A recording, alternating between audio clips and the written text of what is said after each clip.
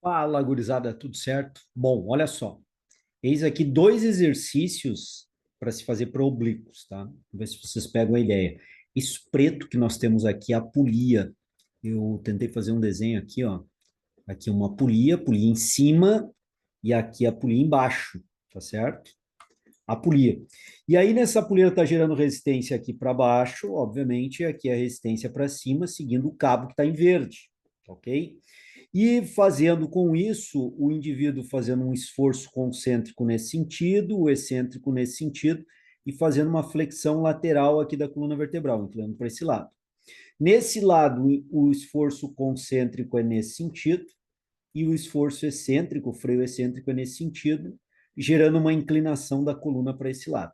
Porém, a polia embaixo. Eu fiz uma videoaula sobre isso, tá aqui o link, clica aqui agora, vai abrir essa videoaula aqui embaixo, depois tu assiste na prática, no exercício. E eu comentei para a galera que a resultante dos vetores muscular e da resistência muda muito nesse exercício, muda demais nesse exercício, e num deles a resultante gera mais carga compressiva ainda sobre disco intervertebral, tá? Isso pode ser problemático para pessoas que, como eu, têm fragilização discal, tem alguma discopatia. Eu tenho uma hérnia de disco, eu tenho uma espondilolistese e uma espondilólise na coluna vertebral lombar, L4, L5, além de ter uma retrolistese e além de ter os teófitos marginais. Ou seja, minha coluna vertebral ela tem vários problemas, eu convivo com isso, faço exercício para cuidar isso, mas quando eu seleciono exercício, tem um desses exercícios aqui que eu não seleciono. Eu seleciono um deles e o outro não, por motivos de carga vetorial acentuada na coluna, já que a minha coluna vertebral ela tem uma fragilização e hoje eu quero mostrar para vocês. Então, clicaram ali no link, verificaram qual é a videoaula, assistam depois que eu mostro na prática esse exercício. Hoje aqui eu quero mostrar a questão vetorial para vocês, tá?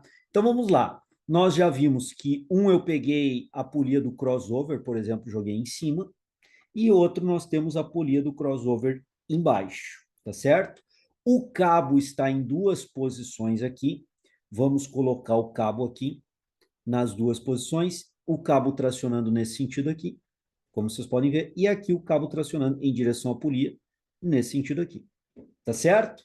Bom, esse é o trabalho do esforço do cabo, né? O cabo tensiona o corpo, vou colocar no verde mais escuro aqui, ó, nesse sentido, e tensiona o corpo aqui nesse sentido, tá certo? No desenho aqui, nada artístico que eu fiz, mas pretensamente pedagógico. Exercícios nada artísticos e pretensamente pedagógicos. Bom, tem o cabo gerando inclinações no corpo, como eu comentei anteriormente. Que inclinações são essas, João? Pô, as inclinações que eu comentei anteriormente.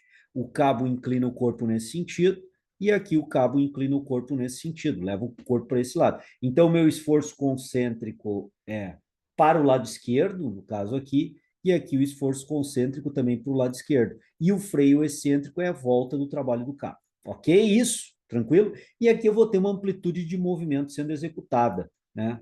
Concêntrica e excêntrica, essa amplitude de movimento sendo executada aqui. Aqui também eu vou ter uma amplitude de movimento de flexão lateral da coluna vertebral e aqui de flexão lateral também da coluna vertebral. Ok? Plano coronal a execução. Eu tenho umas bases. Para melhor vocês verem a execução, melhor ver o vídeo que eu coloquei aí, que vocês vão entender melhor essa execução, porque eu mostro na prática, né?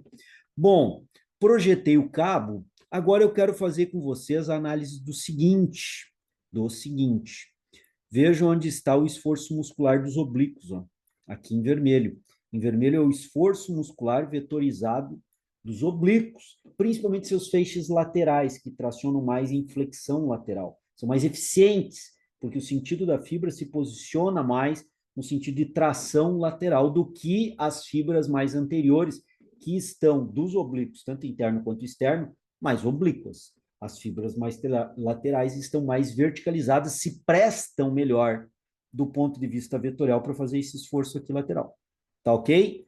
Então, eu tenho aqui tracionando do tórax em direção à pelve, do tórax em direção à pelve, o esforço da musculatura. Ok? O que eu vou fazer agora? Eu vou projetar esses vetores e encontrar o vetor resultante. Como assim, João? Vou projetar esse vetor aqui da tração muscular dos oblíquos, ó. Então eu peguei o vetor aqui, estou projetando, ó, acompanhando o vetor, projetei. Bem grande a projeção, e aqui vou fazer a mesma coisa. Projetar, projetar, projetar, projetar, projetar, fiz a projeção, ok? Então eu projetei os vetores. Poderia ter colocado mais para baixo, poderia, também, se quisesse. Vai fazer muita diferença aqui, mas se eu quiser, eu posso fazer esse tipo de coisa, ó. Projetar ele mais para baixo.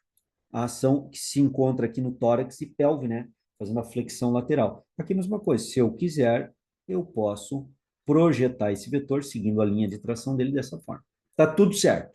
Agora eu vou projetar o vetor da resistência, o vetor da força de tração. Então aqui está a força de tração, que a gente viu aqui, ó. Estou projetando de novo, ó. E aqui está a força de tração, estou projetando de novo, até usando um pouquinho mais, ok? Só que agora eu vou fazer essa projeção passando ali da linha, para a gente poder interseccionar as duas projeções, para poder achar o vetor resultante. Então, olha só, vou fazer isso aqui, ó. Vou projetar, projetar, projetar, projetei. E aqui a mesma coisa, galera. Então, eu vou pegar aqui e vou fazer, ó, não posso sair fora da linha, né? Seguindo o alinhamento. Fiz a projeção, ok. Ô, João, coloca em verde escuro que vai ficar melhor. Perfeito, vamos lá, vamos colocar em verde escuro, então, que vai ficar melhor, ó. Vou projetar. Deixa eu fazer o seguinte, eu vou botar agora em seta, né? Vamos colocar em seta. Então, olha lá, vou projetar aqui o vetor da tração da polia, e aqui a polia alta, e aqui o vetor da tração da polia, a polia baixa, perfeito? E agora eu aplico aqui a regra, a lei do paralelogramo. Eu pego esse vetor aqui, ó, até aqui, por exemplo. Então, eu vou fazer ele um pouquinho mais curto, fazer até aqui, até a polia, né? Até aqui, ó, tá? Então, eu vou pegar o vetor até a polia, esse aqui, e vou projetar ele aqui, ó, nessa base aqui, tá? Nesse ponto aqui. Projetei. Beleza. Vou fazer o mesmo com esse aqui. Vou pegar o vetor daqui, da tração dele, né? Desse ponto aqui, ó. Vou colocar até a polia, tá? E desse ponto eu vou colocar na base aqui, que eu havia colocado antes. Não posso inclinar mais nem menos. Vou ter que projetar até aqui, assim mais ou menos. Vou tentar fazer o mais próximo possível. Perfeito? Então, eu estou fazendo o alinhamento e as projeções do vetor da resistência. Vetor da resistência. Perfeito? Agora, gurizada, eu vou pegar o vetor vermelho e vou fazer a mesma coisa com o vetor vermelho, que é o vetor da tração muscular. Vou pegar desse ponto aqui até aqui.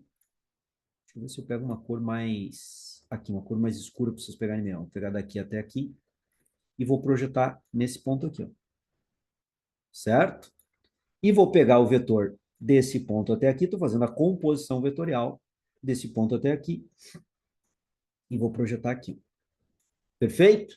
Agora, nós temos condições de encontrar o vetor resultante pela regra ou lei do paralelogramo, que é o que eu estou montando de uma forma bem rústica aqui, bem rudimentar.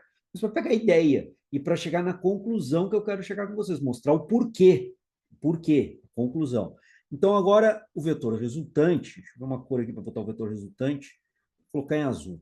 O vetor resultante, agora, eu venho desse ponto aqui, ó, até esse ponto aqui, intersecção dos dois componentes vetoriais da força muscular em vermelho e da resistência em verde, até os componentes vetoriais aqui, e eu achei o componente vetorial.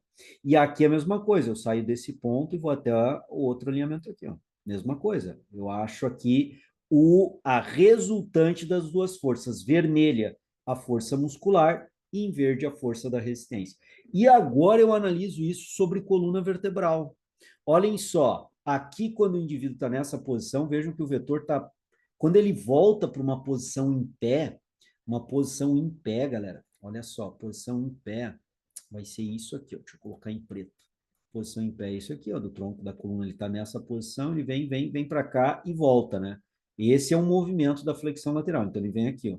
Quando ele volta para essa posição em pé ou quase em pé, percebam bem, ó, ele sai dessa posição e vem aqui para a posição quase em pé. Nessa condição, vocês conseguem perceber que esse vetor resultante, o vetor azul, ele faz uma força de compressão axial sobre a coluna vertebral, além da força muscular, que já gera força axial, além das demais cargas, que já vão gerar força axial, por um disco íntegro está tudo certo. Eu tenho agora a resultante da força da resistência à força muscular, como força azul aqui, ó, axialmente sendo acionada sobre coluna vertebral. Nesse cara aqui, a coluna está aqui, ele vai voltar para a posição natural.